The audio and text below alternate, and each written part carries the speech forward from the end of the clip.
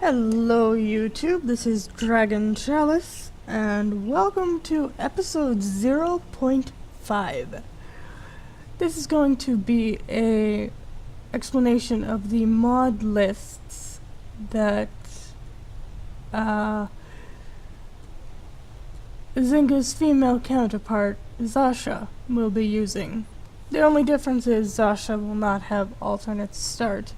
Live another life. Everything else is identical. So, I have several mod lists that change, several mods that can change Requiem. And I figured this is the best way to, showcase them, I suppose. Alright, so this is a follower mod, Arissa. This obviously is a widget that gives me that shows me time. So when I'm wandering around dungeons, I actually know what time it is. Spell mod. This is a spell mod, one of the best, I think. This is an interesting one. It gives me the option to become a bard and increase my speechcraft while I perform. I will be using the cheat menu, which will give me access to the songbooks, simply because Zasha will pretty much rely on the songs of elsewhere for reasons that will become better known when we start her playthrough. This is the Immersive College of Winterhold, which actually changes a lot of Winterhold and makes it look better. Campfire is obviously used for Frostfall, and then we have the complete crafting overhaul. So not quite sure if we're going to be doing the learning points or the learning with her, but we are going to rename Corundum to Copper, Malachite will be Moldavite, and Quicksilver will be Mithril. And I will be increasing the firewood per chop to 5, so max per activation I will increase to 15, but as you can see, you can actually increase it to 100 because the max is 10, so that would give you 10 chops and you would end up with 100 pieces of firewood. Yeah, I usually run with Bandolier, but I haven't been lately and I'm not quite sure why. I might be adding that in. Obviously, a lot of people know about Deadly Dragons, and its counterpart, Deadly Monsters. This is a fun one. I have the mod where my followers can relax, and this one just lets the Dovahkiin relax too. This one is going to be very important much later on. It's Dragon Soul Relinquishment. It basically, obviously once you unlock the ability to use shouts, and I think you have to complete the next quest afterwards, the Horn of Windcaller. I'm not 100% sure. But this one actually will let you increase values by sacrificing dragon souls that you have not spent on shouts. So Usually there's a maximum value. You can increase the shout power. Usually there's a maximum of 1000%, but if you set it to 0, and say we change this to 100%, then every time I sacrifice a dragon soul, my shout power will increase by 100%, and it will be unlimited instead of, say, the 400% it was there. Obviously, you know, boosting it to the very, very top is rather cheap. That's why it was set at 8%. But it's interesting, and you can increase the amount of dragon souls that are required. So I could say I need 100 dragon souls to get a 10% decrease on my shout recovery. That, of course, is utterly ridiculous, but it's just an example. So again, I set the maximum value to 0, so I would be able to get complete shout recovery cooldown to 0. This one you can increase your unarmed damage, your carry weight, and this one will actually increase your attributes. So this one you have to be very careful with the attributes and the perk points. Obviously you can have quite a bit of fun exchanging for, you know, an extra 500 attribute points. Or, you know, if you wanted to go over and be, you know, super greedy, you can set it to 0 and make it unlimited. So we will not be, but you know, the perk points, it's currently set at 5 to get 1. But if you want to be cheap, you can set it to 1 for 1. And again, setting anything to 0 will make it unlimited. So I could get unlimited perk points for 1 dragon soul. The maximum value is actually 200. And the maximum value of carry weight is 1000. For unarmed damage, it's also 1000, so if I was going to do that, I'd probably increase the exchange rate to something more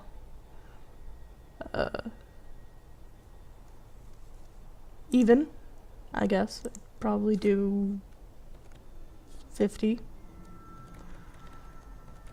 So I wouldn't be spending infinite, you know, unlimited dragon souls and that type of thing. This is a dynamic loot. It actually adds armor and weapons to the game. It randomly generates them, and you can actually choose what is dropped by the enemies. So humanoids are obviously humans, so I would usually just say they can drop everything. But the dwellers, you know, they can drop maybe a weapon that they've picked up from, you know, some unlucky adventurer, miscellaneous, some alchemy ingredients. But that would be about it. Monsters are, you know, they're considered the Falmer, the werewolves, the Draugrs, trolls. Yeah, I toggle everything on.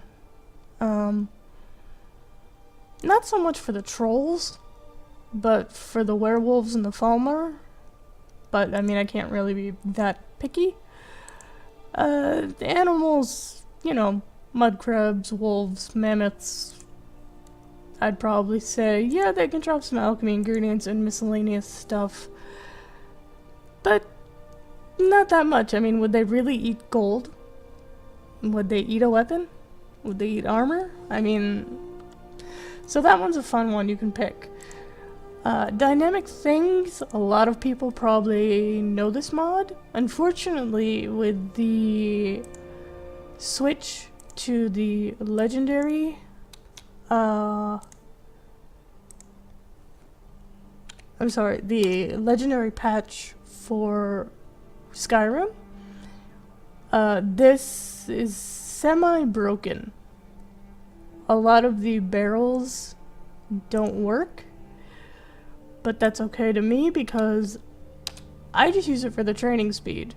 Obviously the max is 1000%, which means if I shoot a target, I'll level up 10 times faster than in vanilla.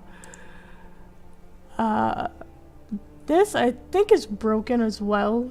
The crates, I mean, I could have changed it so there was always valuable stuff in the East Empire Company crates.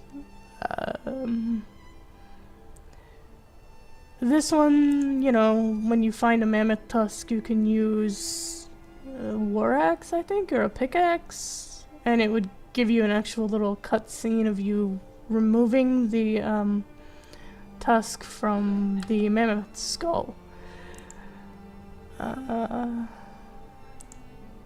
This is Dragon Combat Overhaul. And then there's Fire and Ice Overhaul, which change, obviously, how fire magic and ice magic work. This one is an interesting one. It enhances the companions to make it so you're not gonna become the Harbinger in like 4 days. They've got different presets that you can choose. You can do, you know, make it so you have to do 36 quests to get the quest to become the Harbinger. You can also do, you know, you have to be a high level and do 24. This is the vanilla thing, where you only have to do 4 quests. You know, you can rush it. I'd probably do the realistic. This is an interesting thing. With the, you know, if you have a bounty, you know, they won't let you join. So you could say, you know, if you have a bounty of, well, it was set to 5,000, but you can also say, you know, it can be overcome with speech. You can persuade them to let you in. You know, they're not keen on thieves, so if you're a Thieves Guild member, you'd have to say that, you know, you can join. It's the same with the Dark Brotherhood, but that's automatically set to, you can use speech to overcome it. Vampires,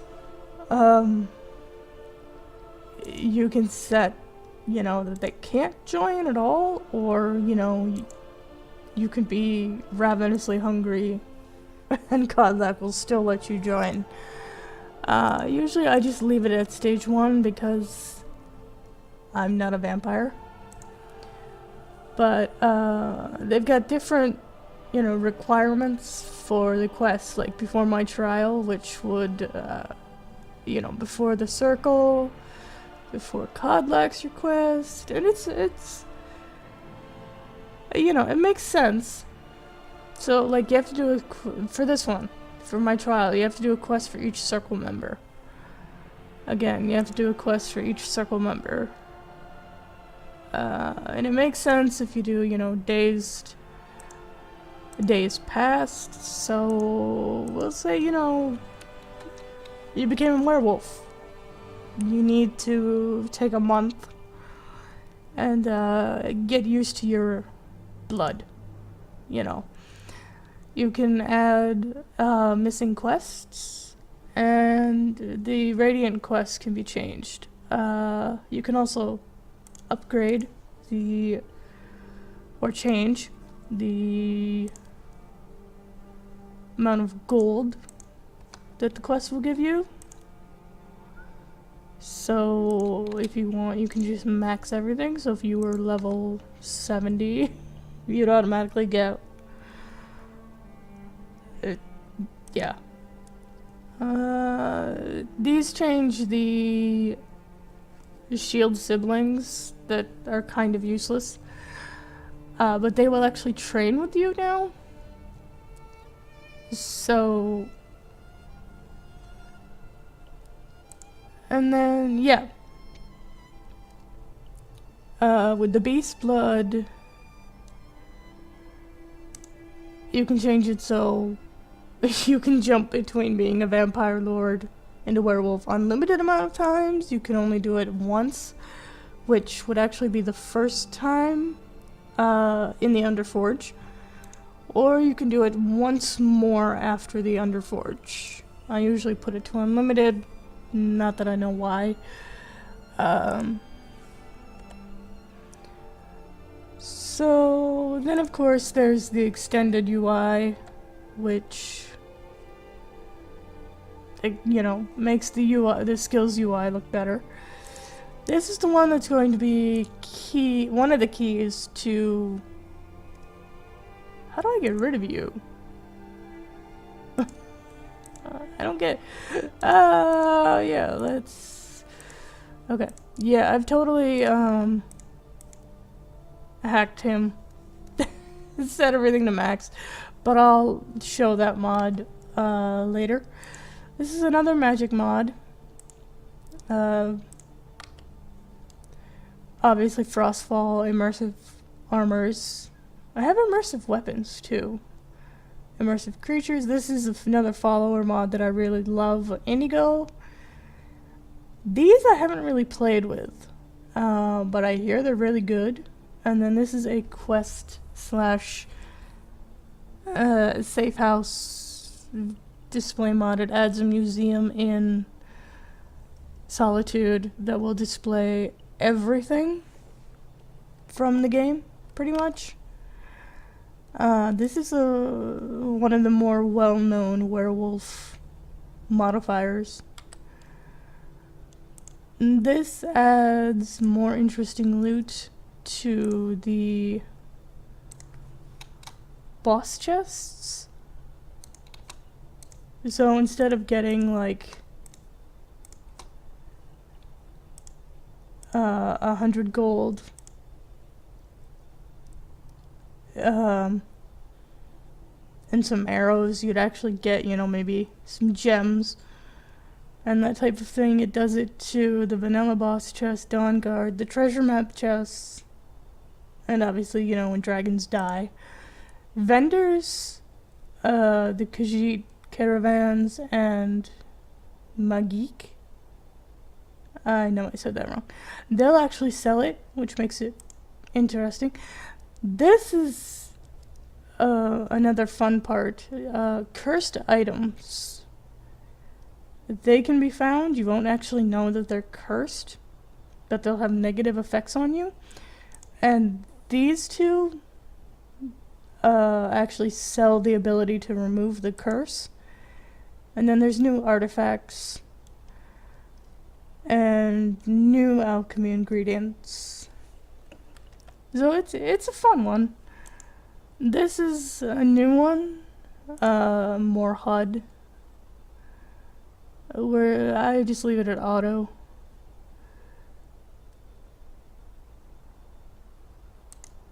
We'll do that one.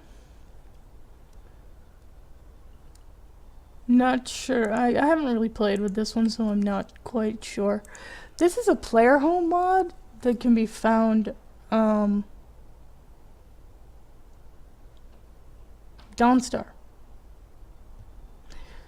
And it's actually, you build it it's actually really cool because you build it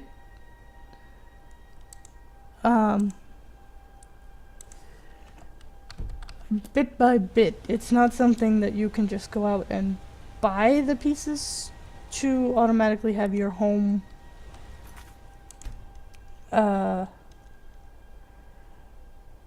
you know, have it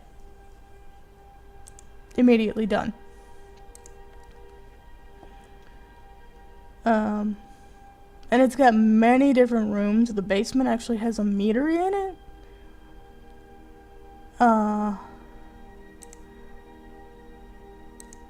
Yeah, okay. But it's all based on your skills. Like, yeah, I think it's based mainly on smithing. That depends on your smithing skill dictates how far you can proceed. And obviously you have to find the house and own it before a lot of this will turn on. Yeah. Okay. Predator vision adds a heat vision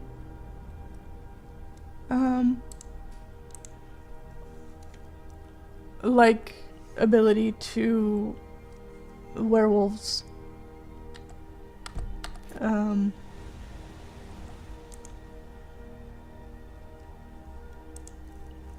So it's kind of like Night Dive, but heat based. Okay. Obviously then there's Requiem, the well-known Sky UI. Skyrim config I don't actually touch. Sky Tweak. This is my favorite, and it's also the most in-depth. I always disable friendly fire, because if I do magic, it has a tendency to be the explosive ones that will damage the area and cause a damage to my allies, and I don't really need them attacking me as well as the enemies. So you can tweak your magic, you can tweak your combat, you can say, you know, you take more damage. I don't really mess with this. Stealth is what I would really mess with if I did. But like, you know, max pickpocket chance, minimum pickpocket chance. You can actually say you have a minimum pickpocket chance of 100, which basically would give you free levels. You can change the base level of sneak. So I can change it to 20, and that'll make me better at sneak. The base value just decides how well you do at sneak. Services are an interesting one. You can change how much training you can get per level, up to 3,000 training per level. And it also changes what level they will teach you to. So I would usually reset this to 50 and 75. The vendor respawn, I don't really understand why it's so high.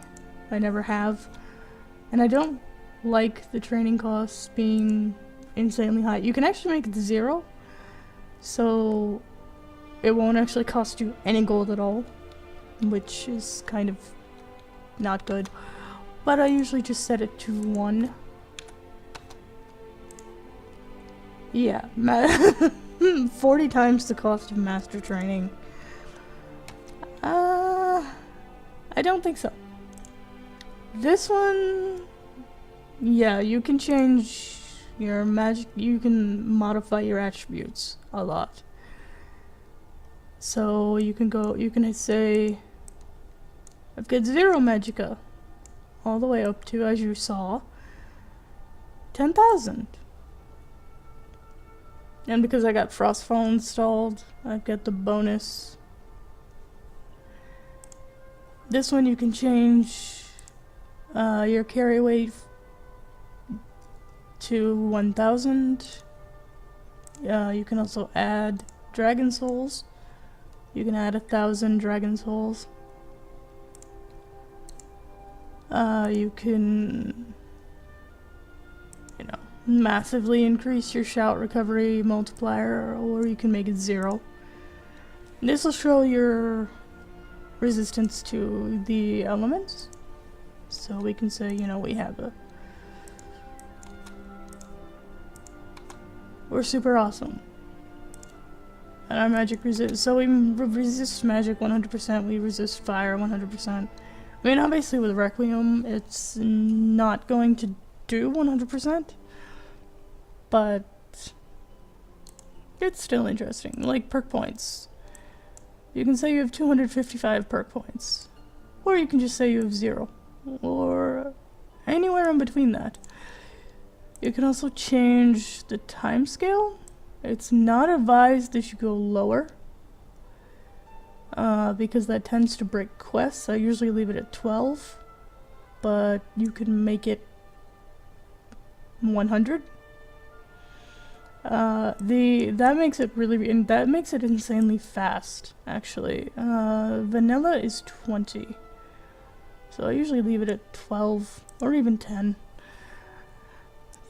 This one is the main one I am going to change when we play, because I actually like things showing up on my compass as I get close to them, because I have a tendency to just wander around and be completely lost, having next to no sense of direction. You can also change your arrow recovery chance. Sometimes I set that to 100, but I think for this Let's Play, we'll put it at 50, so I've got a 1 out of 2 shot getting my arrows and my bolts back. And this I will change the friend hit timer, so we'll make it so it expires immediately, and the friend hit will only register if I wait 10 seconds to actually hit them. I think. Could be backwards. But we can also say, you know, yeah, they won't try and kill us until we've hit them 100 times. In the experience, this is another one. Usually in Requiem it's set to 5 per level, but I'll be using 10 per level. But you can go anywhere. You can do 50 per level, up to 100 per level. And again, you can change your carry weight per level. So you can say you gain 100 carry weight every time you level up. Or I think Requiem just gives you 5. You know, you can do 50.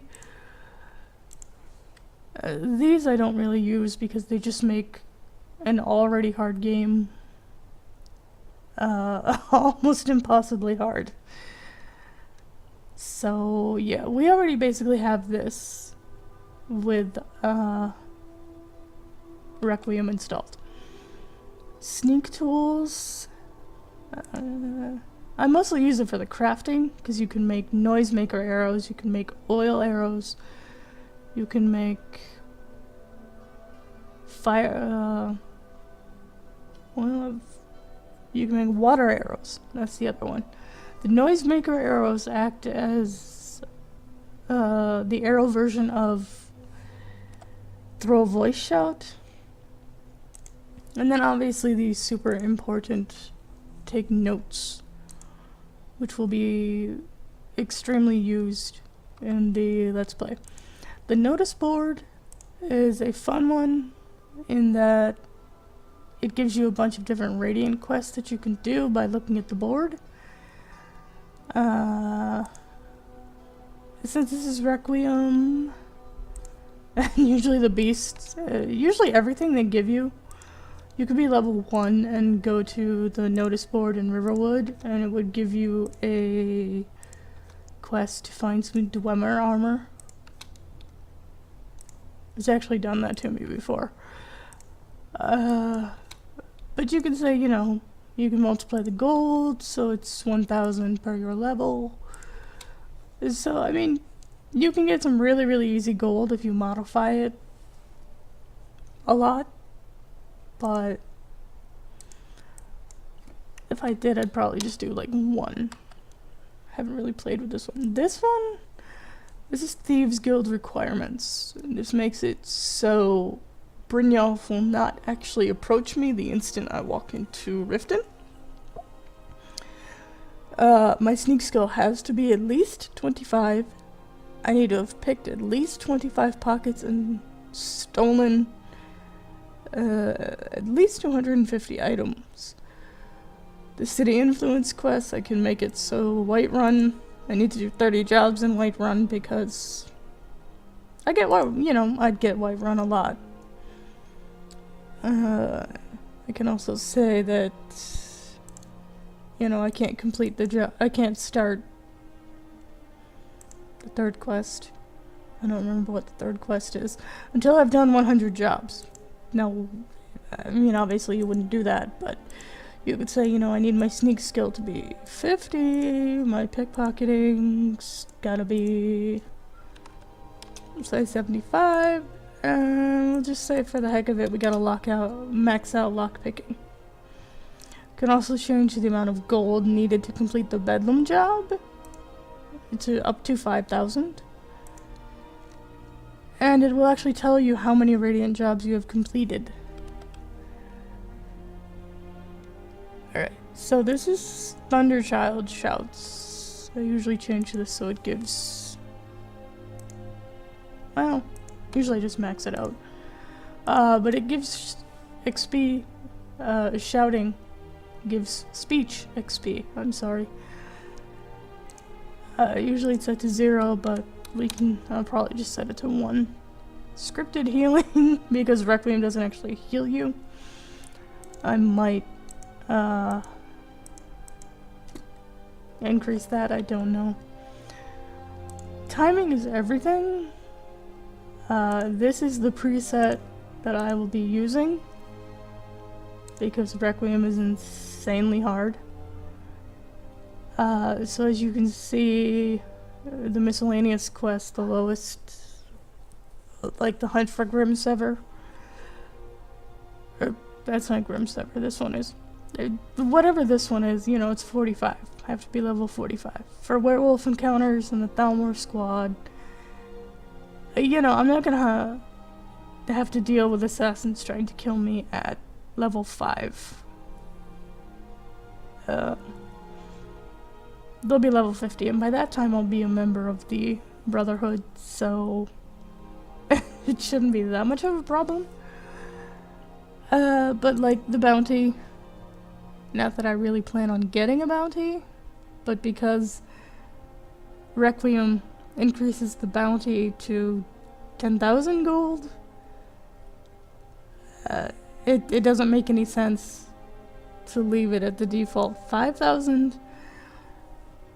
Unless you want to be chased around by a bounty collector. So I usually max it out to 50,000.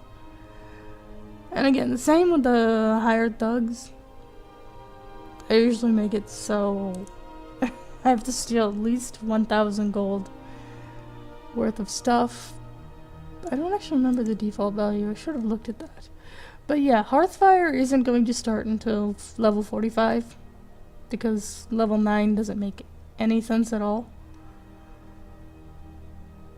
Oh yeah, okay, the default is 0. So you steal anything and they'll be sent after you. Which doesn't... I'm not fond of that. Obviously then we have the trade and barter. We have war zones, which will add a lot of combat as we wander around. Then we get Vampiric Thirst. This will heavily change how your vampire works, and I mean, it's fun. I don't really... I used to have realistic needs and diseases, but I haven't been able to get it to work since the patch, the legendary patch came out. I'm sad about that. But then I've got the violence kill move. And one of the things that you don't see is I have Requiem Enhancer, which adds a bunch of changes to Requiem. Like setting all my skills to 0, and the only reason I would have anything above 0 is because of my racial benefits. And it just makes things more challenging, in a good way. So, as Zynga contemplates his fate here by the fire, we will end our episode 0.5, and I'll see you at episode 1 when we meet Zasha. Thank you for watching, and please subscribe and like, and let me know in the comments if you want me to. Let me know what you think in the comments.